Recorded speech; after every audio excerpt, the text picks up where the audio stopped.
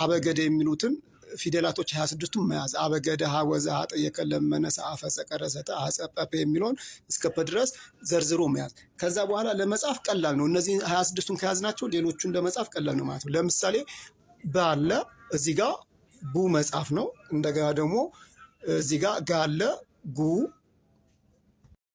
እሺ ሰላም እንዴት ናችሁ? አሁን ማሳያችሁ የአበገደን የፊደል ገበታ እንዴት በ3 ደቂቃ ሙሉውን እንጽፋለን የሚለውን ነው።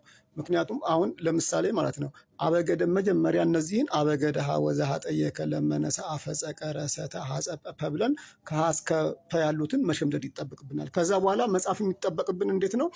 አን ከጻፍን በቡ ብለን እንጽፋለን። እንደዚህ ስላሽ በቃ ሁሉንም መጻፍ ገ ጉ ጊ ደ ዱ ዲ ዳ ሀ ሁ ሂ ሃ ሄ ወ ው ዊ ዋ ዌ ው ዘ ዙ ዚ ዛ ዜ ዝ ዞ። ከዚህ በኋላ እየሞላ ይሄዳል እና እታች ድረስ ነው እዚህ ጋር የምንጽፈው እታች ድረስ። እዚህ ጋር አሁን ለምሳሌ ወ አለ እዚህ ጋር ው ስላለ እዚህ ጋር ወ፣ እዚህ ጋር ደግሞ ሄ ስላለ ህ ሆ ይሆናል ማለት ነው። እና በዚህ መሰረት ሙሉ ፊደላቶችን መያዝ እንችላለን። አቡጊዳ ሄውዞ በጉዲ ሃዌዝ ሆ።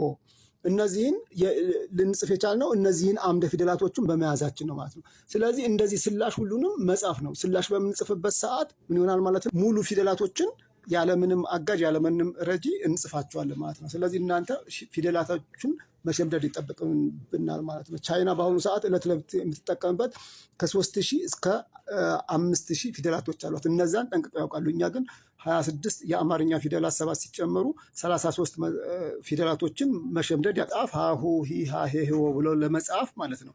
በመጀመሪያ ደረጃ እነሱንም ፊደላቶቹን መሸምደድ ይጠበቅብናል። ለምሳሌ ሀላሃ መሰረሰ ቀበተ ሀና አከዋ ዘየደቀ ጠጰ ጸፈፈ የሚባሉትን መሸምደድ ይኖርብናል ማለት ነው። ከነዚህ መካከል የአማርኛ 7ቱ ሲጨመሩ በየመሃሉ ማስገባት ነው ማለት ነው። እና ይህን ይመስላል ባጭሩ ማለት ነው። እናንተም ለሰዎች ተደራሽ እንዲሆን ሪፖስት፣ ሸር እና ላይክ በማድረግ እንዲሁም ኮሜንት ላይ አስተያየታችሁን በመስጠት እንዲሁም ያላችሁን አስተያየት ማንኛውንም ብርታትም ይሁን ትችትም ይሁን እዛ ላይ መስጠት ትችላላችሁ። እንዲሁም ያልተቀላቀላችሁ ፎሎ በማድረግ እንድትቀላቀሉ ጠይቃለሁ። ሰላም ሁኑ። ሰላማችሁ ይብዛ። አመሰግናለሁ።